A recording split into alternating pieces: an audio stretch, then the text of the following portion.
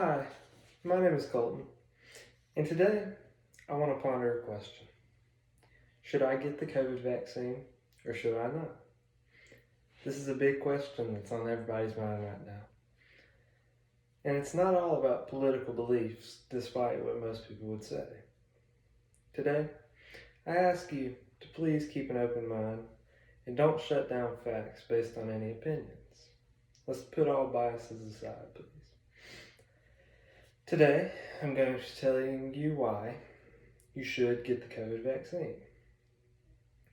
Today, I will talk about how it works, some myths and facts surrounding it, and a personal story that I want to share. Let's look at how the vaccine works first. Wexner Medical, which is a great website to understand how the COVID vaccine actually works, explains that when you get the shot, your body is introduced a protein. It's called RNA, a certain type of RNA. And this protein is the same as what COVID has. And so your body remembers that protein. And so next time your body is introduced to it, such as if you were exposed to COVID, your body would know how to fight it off. That's how vaccines usually work. And that's how the COVID vaccine works. It makes your body go into a defense mode. So the CDC says COVID-19 vaccines also help children and adults from getting seriously ill even if they do get COVID-19. So it does help you if you get COVID, and it helps you prevent getting COVID. The Pfizer even has directly said the vaccine was 100% effective against severe disease as defined by the CDC and 95.3% effective against severe COVID-19 as defined by the US FDA. Now, this is how the COVID vaccine works. And now I would like to shift from that to clarifying some myths and facts. I want to replace these myths with facts. And a lot of these myths are myths that people are backing all of their reasons for not getting the vaccine against. CDC has said that none of the authorized vaccines contain live virus that causes COVID-19.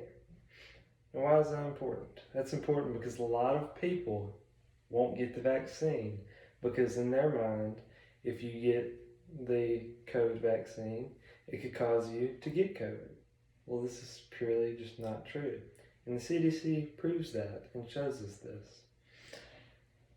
Another myth that the Mayo Clinic brings up is that the COVID-19 vaccine is not safe because it was rapidly tested and developed, which this is not true. And even now, that's not true because I know at least Pfizer has full approval. Now, a lot of them, they were all given emergency approval, but as the Mayo Clinic has said, it does not mean that companies bypass safety protocols or did not perform adequate testing. One last of the COVID myths that I personally have heard the most of is the myth that the coronavirus vaccine can cause a woman to be infertile. Now, I want to clear this up because this is, like I've said, this is the biggest one that I have heard. In a Johns Hopkins article, they explain how this is a false statement. And they explain how there was a study done by Pfizer. There was 25 women, and in most tests, half participants are given a placebo, which is a fake drug that does nothing, and the other half were given the real. So they were given the real vaccine. And in that entire test, there was one woman that had a miscarriage. And before Pfizer could clarify that that woman turned out to have been given the placebo, the media swarmed and the lie was spread. before Pfizer could do anything. So that directly shows that that is not true. She was given a placebo, she was not given the real vaccine, which means the vaccine could not have caused her miscarriage. Now that we've looked at a lot of facts and statistics and ways that the vaccine works, I want to share a personal story. It's about why I chose to get the vaccine. So my family is full of people with very low immune systems and they're very sick. I'm the healthiest in my family and I'm thankful for that. But I knew that I had to do something to keep them safe. And after a lot of research and I looked at a lot of facts, I made the decision that I wanted to be the first in my family to get the COVID vaccine. I figured if I didn't have any adverse effects, if everything was good with me, then they would follow in getting the vaccine because I wanted them to get the vaccine so they would be protected because they have low immune systems. And it was a scary decision. After a lot of prayer, I felt like that was what I was meant to do, and that's what I did.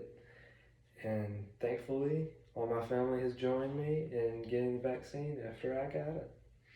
I didn't have a negative reaction, and I don't regret it. I made an informed decision based on facts, and that's what I hope you do, really and truly. That's what this is about. And this is a very controversial topic. And in society, it's seen as a political topic. And that's not what this is. That's a very tainted way to look at it. It's a public health issue. And that's how it should be seen. It shouldn't be your left wing, right wing. That's not what this is. This is a public health crisis. We've seen how the vaccine works. We've looked at myths and we've replaced them with facts. And we looked at my personal story. I hope you kept an open mind and focus on the facts. And I do. I hope you get the vaccine if you're not already vaccinated. Or at least I would hope that you use this information and put some thought into it. Thank you for your time. I hope you have a good evening. Thank you.